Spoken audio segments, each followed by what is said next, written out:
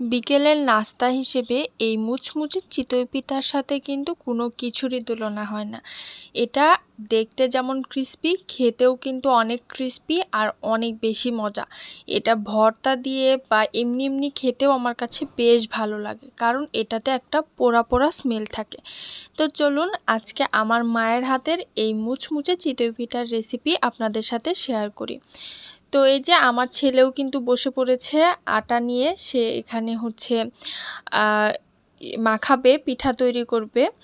তো যাই হোক, এখানে মা হচ্ছে একটু লবণ আর বেকিং সোডা দিয়ে দিল। বেকিং সোডা দেওয়ার পরে আমাদের যে চালের গুঁড়াটা, এটা হচ্ছে ডিপ ফ্রিজে রাখা ছিল, তো কিছুক্ষণ আগে মা বের করে রেখেছে যাতে হচ্ছে একটু নর্মাল হয়। তারপর এটাতে মা মিক্সড করবে গরম পানি। গরম পানি কিন্তু একদম ফুটন্ত নয়, ফুটার আগের মুহূর্তের যে অবস্থাটা হয় পানির, ঠিক সেই রকম গরম পানি এখানে ইউজ করতে হবে। একদম ফুটন্ত পানি ইউজ করলে কিন্তু পিঠাটা অনেক বেশি নরম হয়ে যায়। তো আমি যেহেতু এত বেশি নরম আজকে খাবো না, আজকে হচ্ছে ভর্তা দিয়ে এই পিঠাটা খাবো, তো একটু ক্রিস্পি ভাব থাকলে কিন্তু পিঠাটা অনেক বেশি মজা হয় আমার কাছে। তো আপনারা যারা হচ্ছে দুধে ভিজাবেন চিতই পিঠা, তারা কিন্তু এখানে ফুটন্ত পানি ইউজ করলে পিঠাটা অনেক বেশি নরম হবে, তখন কিন্তু খুব সুন্দর করে ভিজে যাবে পিঠাটা।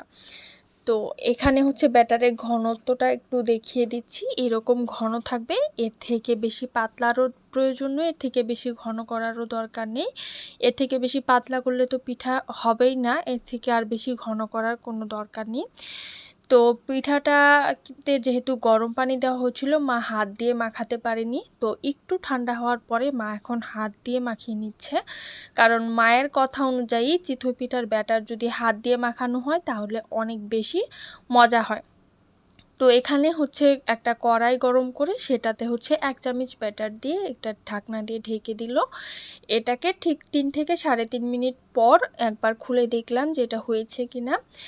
তো এটা কিন্তু খুব সুন্দরভাবে হয়ে গিয়েছে। এটা কড়াই থেকে কিন্তু এই যে দেখেন একটু দিয়েই উঠে গেল পিঠাটা। পিঠাটা অনেক বেশি সুন্দর হয়েছে। এটা ছিল আমাদের প্রথম পিঠা। তো এরপরেও হচ্ছে মা একটা একটা করে অনেকগুলো পিঠাই তৈরি করলো। তো এখানে হচ্ছে 1 চামচ করে ব্যাটার দেওয়া হচ্ছিল, আর এটাকে ঢেকে 3 থেকে 4 মিনিট করে রাখলেই পিঠাগুলো হয়ে যাচ্ছিল। তো এই তো আমি প্রথম পিঠাটা নিয়েই চলে গেলাম, কারণ আমার খুবই খেতে ইচ্ছা করছিল। আর পিঠাটা দেখেন খুবই সুন্দর হয়েছে। এখন ভেতরটা একটু দেখাই। ভেতরে কিন্তু অনেকগুলো ছিদ্র ছিদ্র হয়েছে, যেটা হচ্ছে একটা ভালো পিঠার লক্ষণ। তো পিঠাটা কিন্তু যে কোনো ভর্তা বা মাংসের ঝোল বলেন, যে কোনো কিছু দিয়ে খেতেই অসাধারণ লাগে। আমি তো এটাকে এমনি এমনি খেয়ে নিতে পারি। আরেকটা পিঠা হতে হতে দেখেন আমার একটা পিঠার অর্ধেকের বেশি কিন্তু খাওয়া হয়ে গিয়েছে। তো এই তো এটাকেও একটু ভেঙে দেখিয়ে দিচ্ছি। এটাও কিন্তু খুবই মুচমুচে হয়েছে। যেহেতু আমরা ভর্তা দিয়ে খাবো, আগেই বলে রাখছি, যারা হচ্ছে এমনি বা দুধে ভেজানোর জন্য করবেন, তারা কিন্তু একটু কম সময় রেখে তারপর নামিয়ে নিলেই তৈরি হয়ে যাবে খুবই সুন্দর চিতই পিঠা। তো এই তো আমার মায়ের হাতের রেসিপি ফলো করে কিন্তু যে কেউ বানিয়ে নিতে পারেন এই সুন্দর চিতই পিঠাগুলো। তো আজকের ভিডিওটা আপনাদের কাছে কেমন লেগেছে অবশ্যই কিন্তু জানাবেন। আর এই চিতই পিঠা কে কে বানিয়ে খাবেন তাও জানাবেন।